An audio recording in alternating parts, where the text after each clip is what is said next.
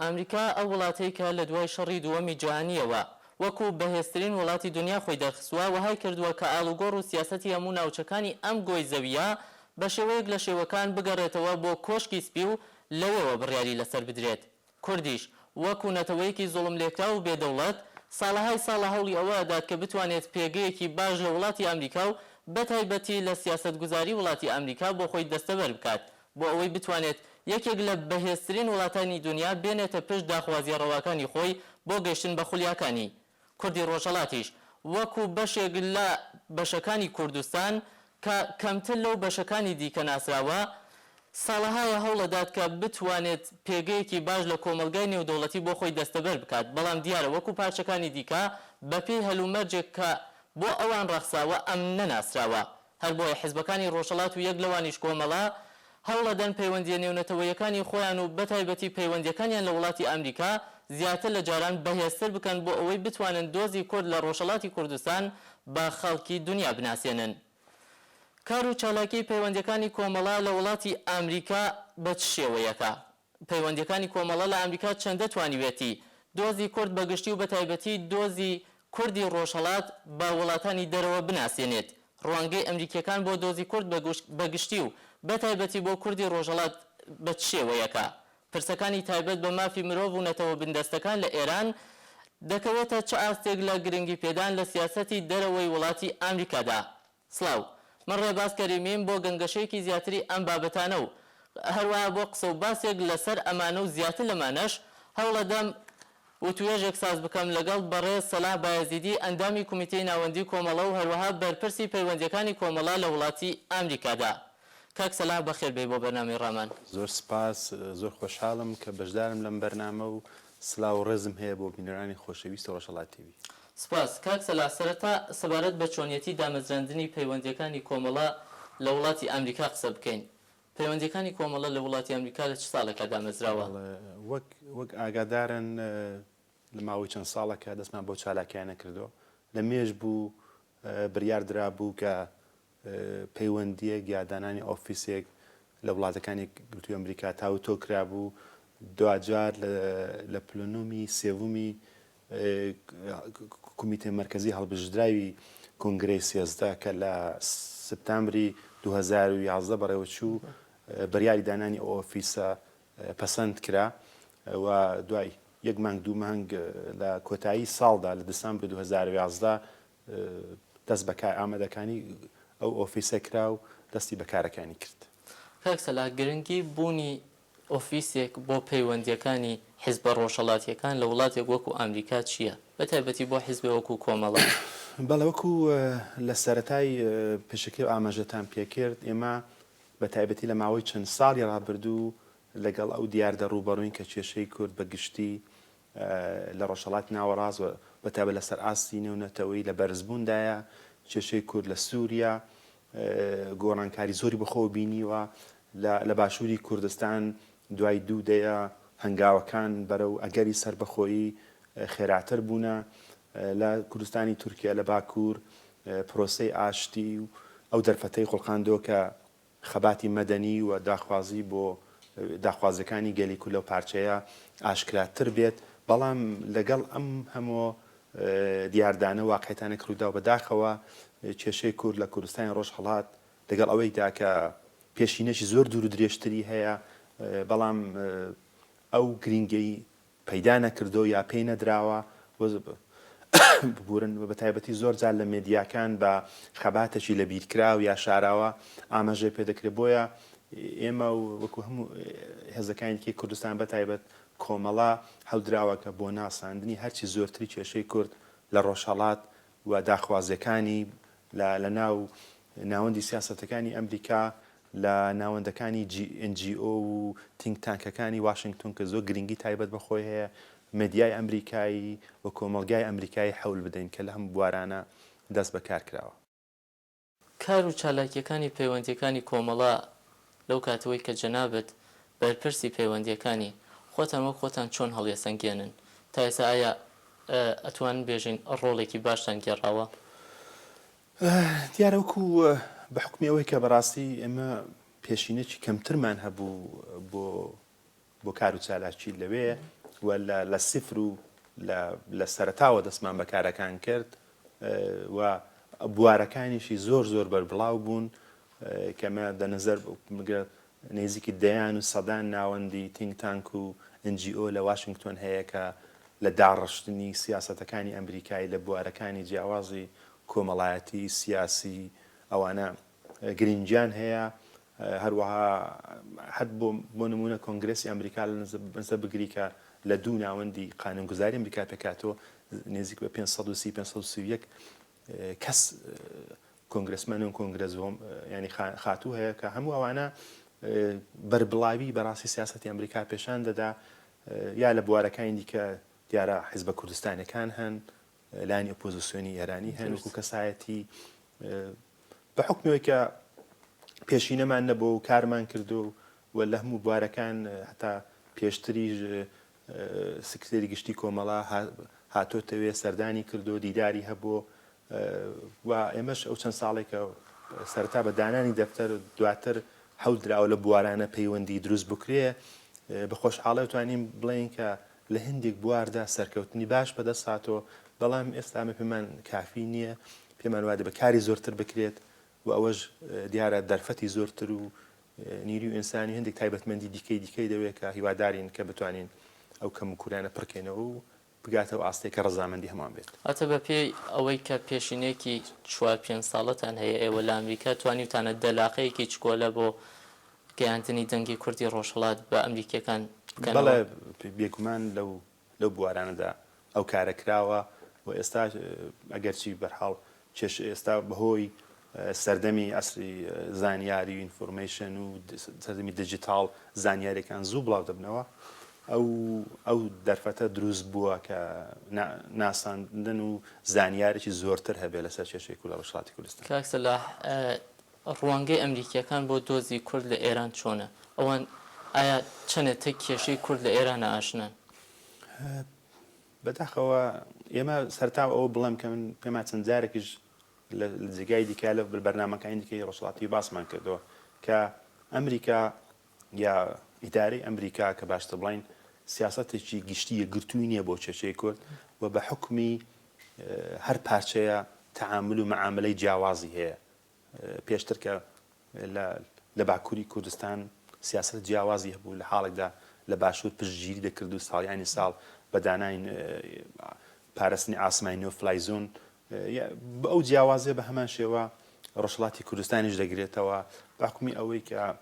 بە تایبەتی لە 12 ساڵی ئەخیر دانوستانەکان لەسەر کێشەی ئەتۆمی ئێران و گرنگی ئەوە زۆرتر گرنگی پێدراوە هەڵدراوە کە بەرحاڵ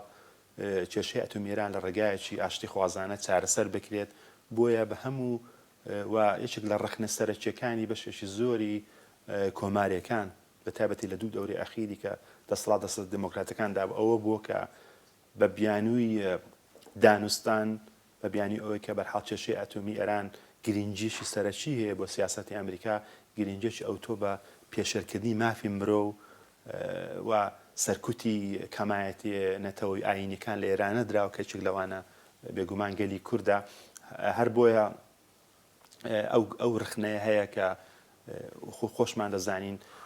لێک دوو ڕۆژی داهاتوو دوایین ساتەکانی ئەگەری ئەوە هەیە کە ئەو دانوستانەکانی ئەتۆمی ئێران بە ئەنجامێک بگات ئەگەرچی دیارە ئێستاش دیار نییە بۆیە ئەو ڕخنە هەیە کە ئەو کێشەیە و گرنگی پێدانی ئیداری ئێستا ئەمریکا بە شێوەک لە شێوەکان کێشەی کوردی لە ڕۆژهەڵاتی کوردستانی بە هەمان شێوە لە پەراوێز خستووە نەمانتوانیوە زۆرتر بەرحاڵ قسەی لەسەر بکرێت. کاک سەلاح ئەوەی کە لە ناو خەڵکی ئێرانە بە تایبەتی لە ناو کوردەکانە ئەوەی کە من دیبێتم ئەو ڕوانگە دروست بووە کە کۆماری خوازەکان بە نسبەت مافی کەمایەتیەکان یا باشترە بڵێن پێکاتەکان لە ئێران هەندێک هەڵوێستی باشتریانە لە چاو دیموکراتەکان هەنی ئەم جیاوازیە لە هەڵوێستی دیموکراتەکان و کۆماری خوازەکانە چۆنە بین ئایا ئەوە لە دیپلۆماسیەت یانە لەگەڵ ئێران ڕەنگەدات و پێم وایە بەشێکی بۆ دەگەڕێتەوە ببورن نەوەکو بڵێ کۆمارەکان تایبەتی گرنگی بە کێشەی کورد دەدەن لێرەدا ئەو تەرمە بەکاربێن بەڵام زۆرتر سیاسەتەکانی کۆمارەکان لە سیاسەتەکانی دەرەوەی ئەمریکادا ڕەنگدانەوە هەیە تاڵێک سیاست دموکراتەکان زۆرتر بۆ سیاسەتی نەوخۆیی زۆرتر گرنگی پێدەن بەباری ئابووری یا بەباری مثلا ئۆباما دەبینین ئیدارە سەرۆکۆمار ئۆباما کە مەسەلەن حەولیدا کە بیمەی دەرمانیشی زۆرتر بەربڵاوتر بۆ ئەمریکەکان دروستکایە هەندێک سیاسەتی لۆکاڵ و ناوخۆیی زۆت پێدەنمە بەڵام کۆمارەکان بە حکومەوە کە بەرحاڵ سیاسەتی دەرەوە کۆمەڵێک بووە لە خۆ دەگرێ لە هەناردەکردنی چەکەوە بگرە تا زۆر شتی دیکە زۆرتر کۆمارەکان پەیوەندیان بەو کۆمیسیۆنانە بۆ کە لە سەنات و لە کۆنگرەسی ئەمریکا دانراوە بۆیە و هەندێک جاریش بە حکمی ئەوەی کە تۆ دەبینی وەختێک لایەنێکی کە لە دەستەڵاتدایە جا مثلا ئەو ئانە دموکراتەکان بن و کۆمارەکان لە ئۆپۆزیسیۆندا بە حاڵەکو سادانی هەندێک ڕخنە دەگرن کە لەکیش لەوانە مچینە یانە گەڕێتەوە سەر ململانەی نێوخۆیی بەڵە بەشش دەگەڕێتەوە بۆ ململانە و ڕکابەریەکە بە حەدولایەنێکە بە حکمی شتێکی سروشتیشە و ئەوەی کە چەنە باگەدار بێونەی کە تەک سیاسەتوانانی ئەمریکا دانیشتی بێتی ئیداری سەرۆک ئۆباما لە دیپلۆماسیەتی لەگەڵ وڵاتی ئێران چەندێ هەوڵی داوە مافی پێکهاتەکانی ئێران بگرێتە بەرچاو چەندێ لەسەر مافی مرۆڤ قسە کراوە ئایا ئەسڵ قسەی کراوە لەسەرەوەیان هەموو قسەکان لەسەر کێشەی ئەتۆمی و لەسەر مەسەلەی ناوکی ئێران بووە وەکو دەزانن بە شێوەی گشتی زۆرتری ببورن زۆرتری راپۆرت و گزارشتەکان دیار لەسەر کێشەی ئەتۆمی ئێرانە بەڵام هەندێک بەحاڵ وەزارەتخانەی و هەندێک بواری شتی هەنەکە لە حکومەت ئیداریە ئەمریکاش کە وەکو راپۆرتی ساڵانە باز لە پێشێلکارەکانی مافی مرۆڤ دەدەن لە ئێرانێ وەکو ڕێژەی لە سێدارەدانەکان وەکو هەندێک سەرکوتی کەمایەتە ئاینی نوێتەوەکان بەڵام لەو ئاستەدایە لەو ئاستەدانیە کە ئێمە لە چاوەڕوانی ئێمەدا بێت ئەگەر چی ئێمە هەولمان داوە کە لە هەندێک بواردا کە بە حاڵ بە شێوەیەک لە شێوەکان کێشەی کوردی لە بەردەگەکە لە بیرمان بێت چەند ساڵەوە پێش سەرۆک ئۆباما لە پەیامی نەورۆزیدا کە بۆ گەلانی ناوچەکە کە نەورۆز بەڕێوە دەبەندای بە تایبەتی لە ئێراندا باسی لەوە کرد کە باسی بە هاوشێوەی کاتی خۆی کە چرچیل یەکێتی سۆڤێتی ئۆنیۆک و پەردێکی ئاسنین شت کرد بوو ئاماژەی بۆ کرد کە حکوومەتی کۆماری ئیسلامی پەردێکی ئەلکترۆنیکی بەسەر ئێراندا کە ئاماژەیەک بۆ ئەوەی کە بەکاربەران یا خەڵکی ئێران لە بەکارهێنانی ڕاستەخۆی ئینتەرنێت یا کە مافێکی بەرحاڵک و مافێکی سروشتی و مرۆڤ بەندانەکە بێ بەش کراون ئێمە حەولماندا کە بەرحاڵ بە شێوەیەک ئەوەش بقۆزینەوە کە لە زۆر چەند کۆبوونەوە کۆنفرانس کراوە بەتایبەت کۆنفرانسێک کە ساڵی پار لەلایەن ناوەندێکی حکوومەتی وەکو فریدام هاوس و سازمانی گوگل بەستراکە لەسەر بەکارهێنانی ئازادانەی ئینتەرنێت کە بڵین بەکارهێنەرانی ئینتەرنێت لە ڕۆژهەڵاتی کوردستان کە بەشەشی زۆریان چالاکوانانی سیاسی یا چالاکوانانی بەرحاڵ مەدەنینە بەهۆی ئەوەی کە ئەو تەکنۆلۆژیایی کە کۆماری ئیسلامی بەدەستی هێناوە دەکەونە ژێر چاودێری پۆلیس و گیانیان لە مەترسی دەکەوێت بە حالینی هەول دراوە کە ئەگەرچی بوارەکانی قسەکردن یا باسکردن لە کێشەی کورد زۆر بەرتەسک بێ بەهۆی سیاستەکانی ئێستای ئەمریکا بەڵام لەو بوارە باری کوچکۆلانش کەڵک وەربگیرێ و بەرحاڵ بە شێوەک لە شێوەکان پرسەکانی بخرێتە ڕوو کۆمەلگای ئەمریکایی یا بەرحاڵ سیاسەتوان وایە میدیا ئەمریکای ئاگادار بن لەوانە کاک سەلاحاونی من سەرنجمدا بێت لە هەواڵەکانە و لەو راپۆرتانەی کە بە ڕۆژهەڵات تیڤی گەیشتووە ئێوە چاوپێکەوتنتان لەگەڵ هەندێک لە گەورە بەرپرسانی ئەمریکی بووە لە مودەتەدا وەکو پەیوەندیەکانی کۆمەڵەوە جەنابیشتان وەکو بەرپرسی پەیوەندیەکانی کۆمەڵە ئێوە هەوڵتان داوە لە چاوپێکەوتنەکانتاندا زیاتر قسەی چی بکەن هەندێک لەسەر و چاوپێکەوتنانە قسەمان بۆ بکەن بەڵام دوایم ناوبڕە بینەرانی خۆشەویست ناوبڕێکی کورتە بینین و دێینەوەلاتان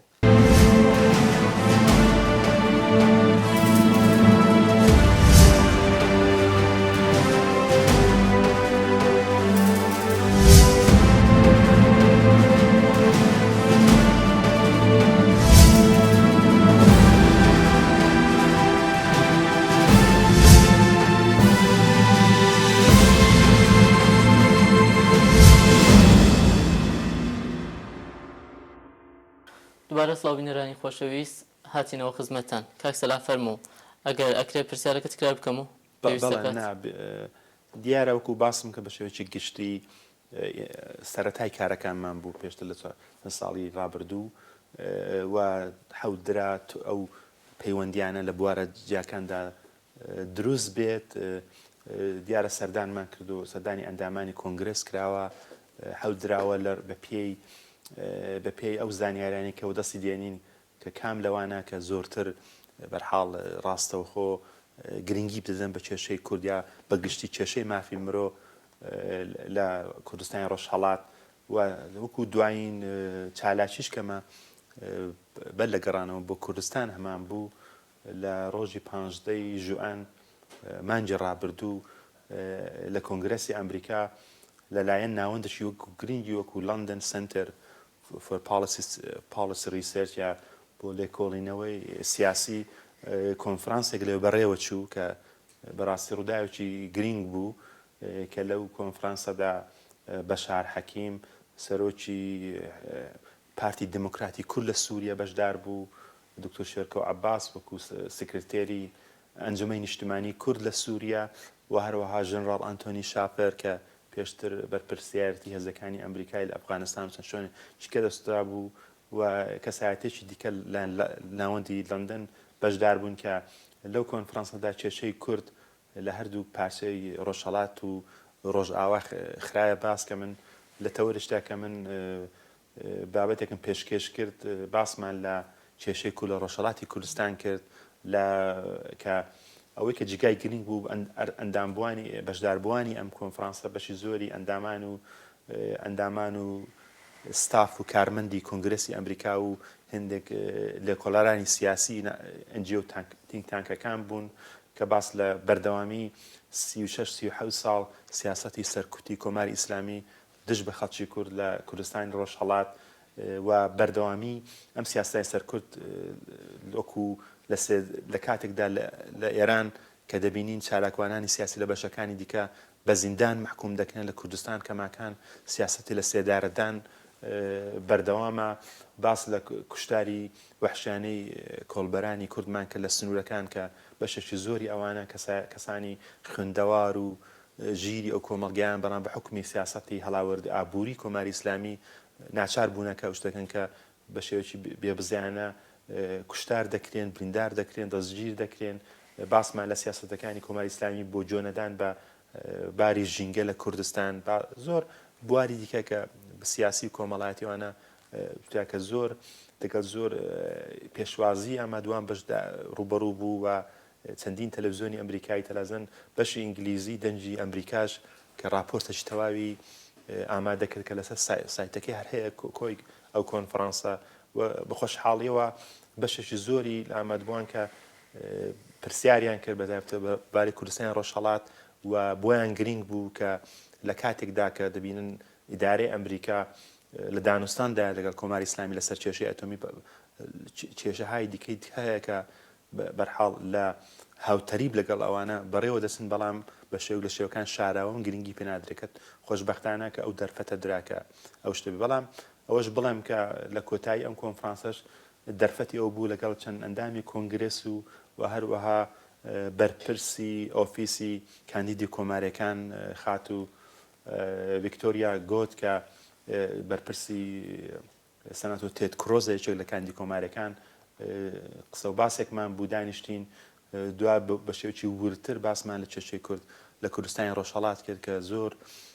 زۆر بە خۆشحاڵیەوە وەریگرت و هەندێک بەڵێنیشی پێداوین کە ئەو دیدارانە بەردەوام بن و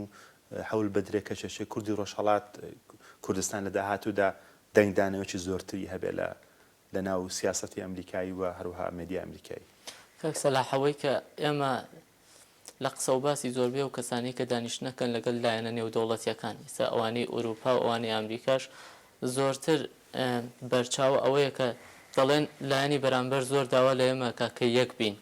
کە خۆمان یەک بخەین و یەکگرتوویەکی زیاترمان بێ وەک هێزە ڕۆژهەڵاتیەکان. ئایا لایەنە ئەمریکیەکانیش ئەو داوایان لە ئێوە بووە تا ئێستا؟ دیارە وەکو پرەنسیپاڵ هەموو داوەتەکەن کە دەنگێکی گرتوو هەبێ بە خۆش نییە کە ئێمە ئەگەر بتوانین بە جودا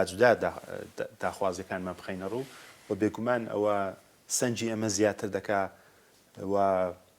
لایانی بەرامبەر گرنگی زۆرتر بێمەدا و باش جۆمان دەگرن و لە ڕاستیەوەشدا بەڕاستیمە حولێکمان داوە کە ئێستاش لە جەریاندایە کە شنودێکی کۆنگرس لە مانکای داهاتوو ڕێک بخەین کە بە بەشداری چەند حیزبێکی ڕۆژهەڵاتی کوردستان و هەروە کەمایەتی بەلوچ و عەرەبەکان و کەمایەتەکانی دیکەی ئێران کە باس لە پێشێلکردنی مافی مرۆ بەگشتی و هەروەها پێشەکردنی مافی کەمایەتی نەتەوەیەکانی ئێران بکرێت. پرسیاری دواتری من بوو ئەوەی کە ئێوە چەند هەوڵتانداوە لە وڵاتی ئەمریکا لەگەڵ لایەنەکانی دیکەی کوردستانی ڕۆژهەڵات وەکو حیزبی دموکرات پەیوەندیەکی دوولایەنی باشتان هەبێ بۆ ئەوەی بتوانن پێکەوە چاوپێکەوتن و سەردانی ئەو شوێنە گرنگانە بکەن کە توانێت کاریگەر بێ لەسەر دۆزی کورد لە ڕۆژهەڵات. بەڵێ دیارەمە دەگەڵ وەکو بەگشتی لەگەڵ حیزبە کوردستانەکان هەموو کۆبوونەوەمان هەیە کوردستانەکانی چوار پارچەی کوردستان بەڵام بە شێوەی گشتی لەگەڵ حیزبی دموکراتی کوردستانی ئێران وەکو بەرهاڵ حیزبێکی هاوپەیمان کە لە ناوخۆی کوردستان و دەرەوە لە بەڕێوەبردننی هەندێک ئاکسیۆن و خۆپێشاندان کە بە شێوە بۆنەکانی جۆرا و جۆر کە لە کوردستان دێنە پێش ڕێکمان خستەوە هاوکاریمان کردووە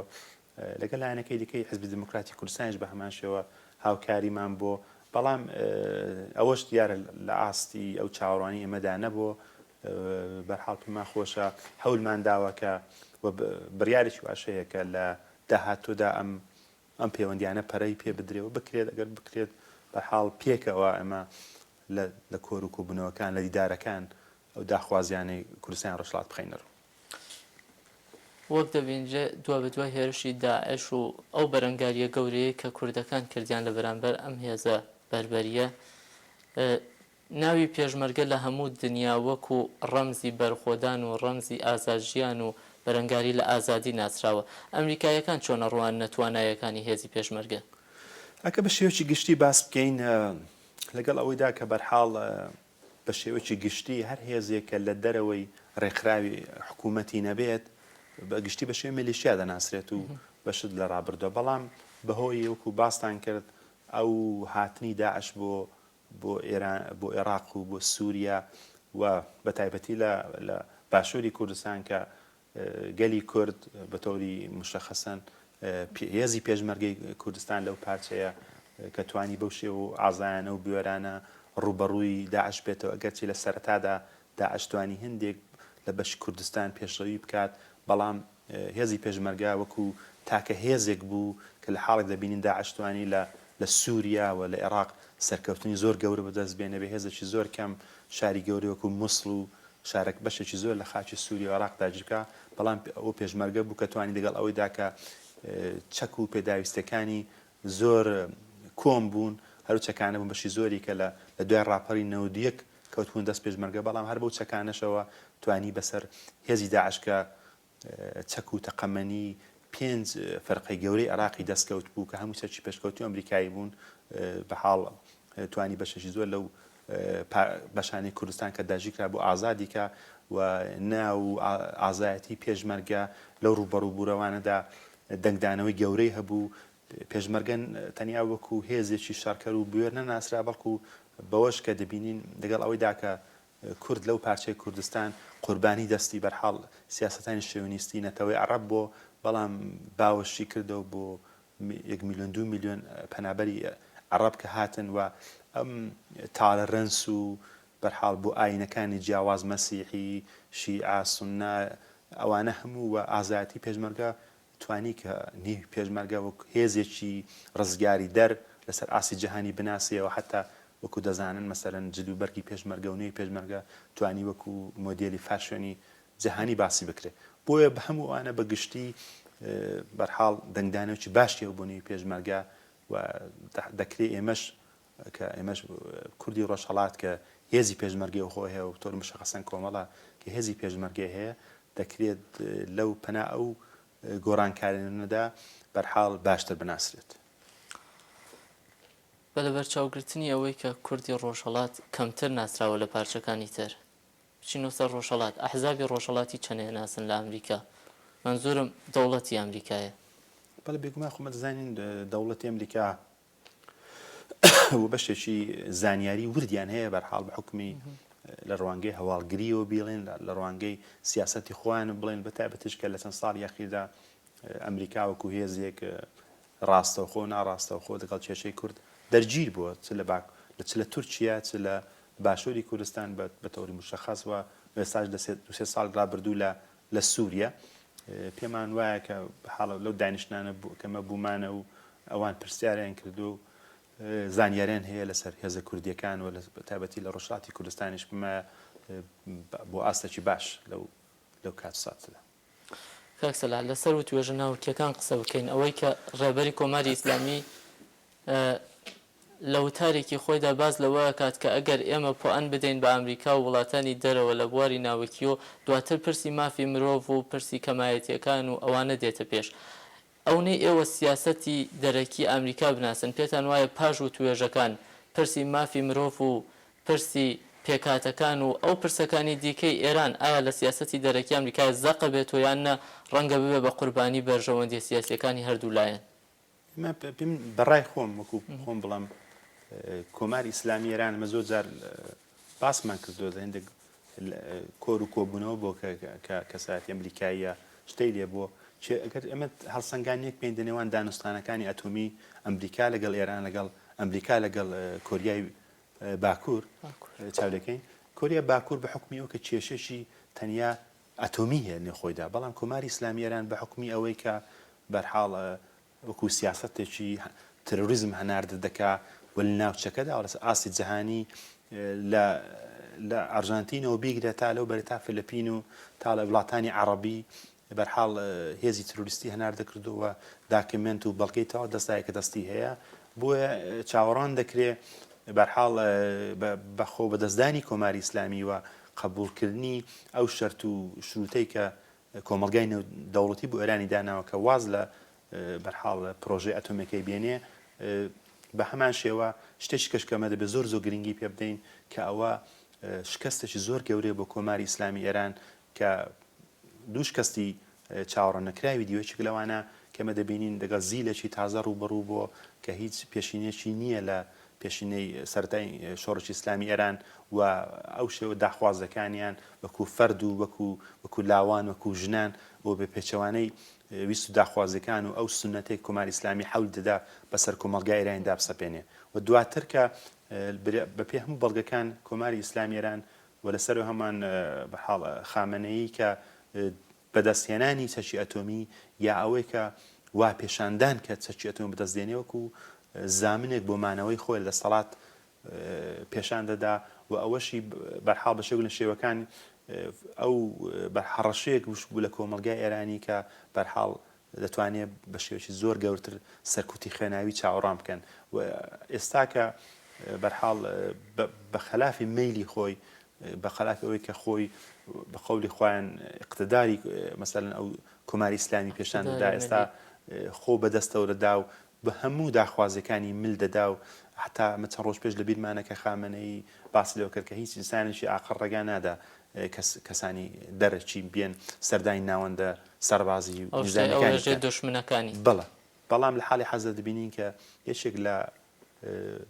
بەرگەکانی ڕێکەوتن ئەوەیە کە کۆمەڵگای نێودەوڵەتی و وڵاتانی زلهێز لە نەکاو سەردانی ناوەندەکانی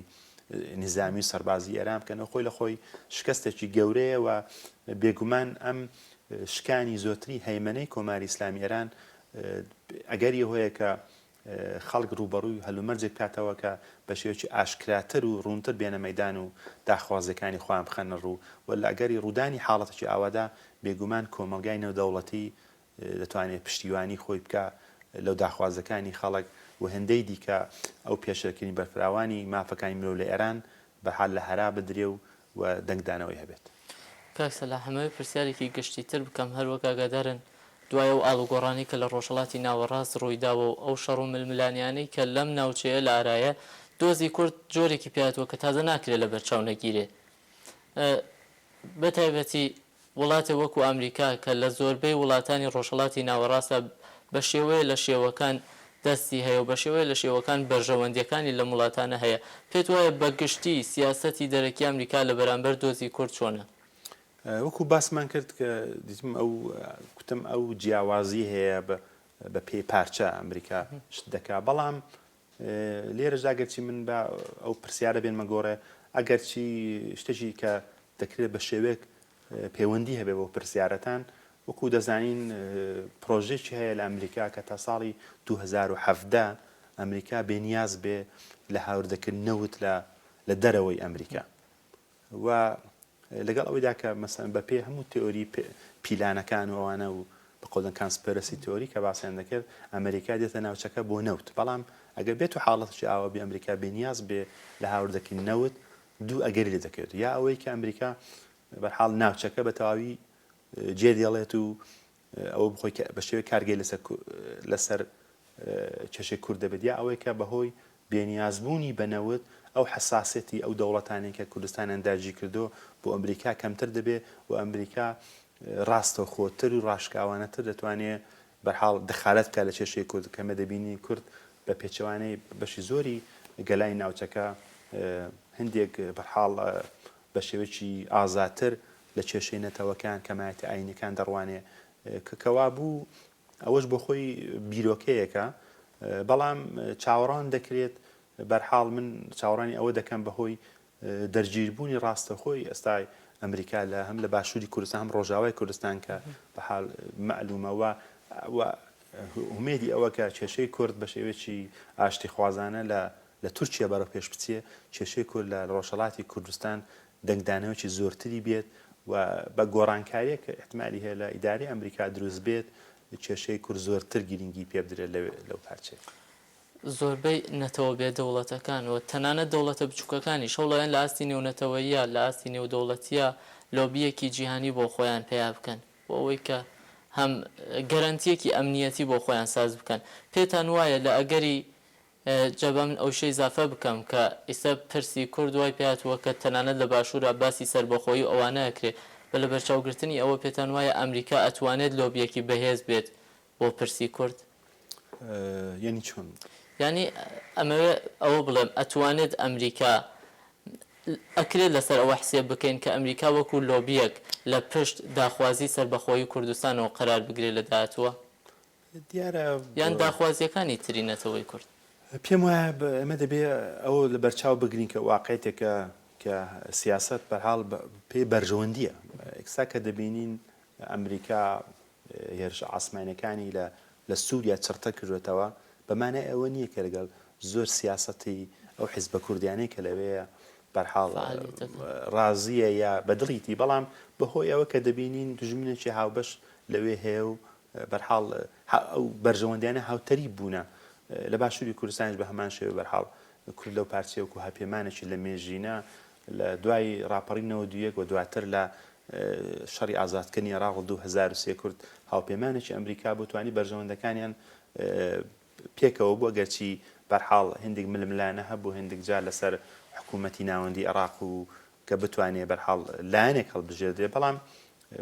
لە ڕۆژهەڵاتی کوردستانیش پێمە ئەوە دەگەڕێتەوە کەوەی کە بەرژەوەندی کورد لەم پارچەیەوە لە ئەگەری گۆڕانکاریەکان لە ئێران بەس ئێران بە شێوێک دەبێت ناوچەکە چۆن دەبێت و چۆن بەرژەوەندی کورد لەو پارچەیە لەگەڵ ئەو سیاستانی ئەمریکا بەرحاڵ یەک دەگرێتەوە باشە و لە شێوکان دەتوانن بەرژەوەندێکی دابینکەن بۆیە ناکرێت بەڕاستی لێرەداگەر پرسیارەکەشتی ناکرێت قسە بکەین لەسەری کاک سەلاوەکو دوایین پرسیار مەگەر بکرێت بە کورتی بەڕێستان ئێستا لە کۆبوونەوەکانی کۆتایی پلەنۆمی چوارەمدا حزورتان بۆ پلەنۆم کۆتایی پێهاتووە چ بەرنامەیەکتان هەیە بۆ داهاتووی پەیوەندیەکانی کۆمەڵە لە وڵاتی ئەمریکا بەرنامەیەکی تایبەتان داڕشتووە لە پلەنۆمی چوارەمایان هەر لەسەر هەمان بەرنامەکەی جارانتان هەوڵەدەن چاوپێکەوتنەکانتان ئیدامە بە شێوەیەکی گشتی ببورن لە بواری پەیوەندە نێونەتەوەکانی کۆمەڵە بڕیار دراکە ئەو پەیوەندیانە سروپ پڕتر بکەنەوە و بە خۆشیەوەش هاوگام بوو دەگەڵەوەی کە کۆمەڵا وەکو ئەندامی فەرمی لە ڕێکخراوی UNPO وەرگیرا کە ڕێکخراوێکی گرنگی نەتەوە بێدەوڵەتەکانە و هەروەها بە گرنگی ڕوانرا بۆ وەکو ئەندامی چاوەدێر لە ڕێکخراوی ئینتەرناسیۆنال سۆسیالیست و هەروەها هاوپەیمانی پێشڕە و لە کەنارەوەشدا بڕیار دراکە ئەو پەیوەندیانەی کۆمەڵە لە وڵاتە گرتووەکانی ئەمریکا بە شێوەیەکی چڕ و پرتر درێژەی هەبێت و بتواندرێ وەکو بە هەمان شێوە ڕابردوو بۆ ناساندی هەند سۆتری کێشەی کوو لە ڕۆژهەڵاتی کوردستان هەنگاو هەڵبێت بۆ خۆشحاڵی و هەندێک پرۆژە و کاریشمان هەیە لە داهاتوو کە لە مانگانی دیکە زیاتر باس لێ دەکەین. کاک سەلاح بایەزیدی ئەندامی کومیتەی ناوەندی کۆمەڵە و بەرپرسی پەیوەندیەکانی کۆمەڵە لە ئەمریکا زۆر سوپاس بۆ ئامادەبوونتان. زۆر سوپاس بۆ دەرفەتەوە. بینەرانی خۆشەویست بەم شێوەیە گەیشتینە کۆتایی ڕامانێکی دیکە تا ڕامانێکی دیکە و شەوێکی دیکە و بابەتێکی دیکە بمێن بە خۆشی و شادی ڕۆژگارێکی شاد بە هەموو لایەکتان.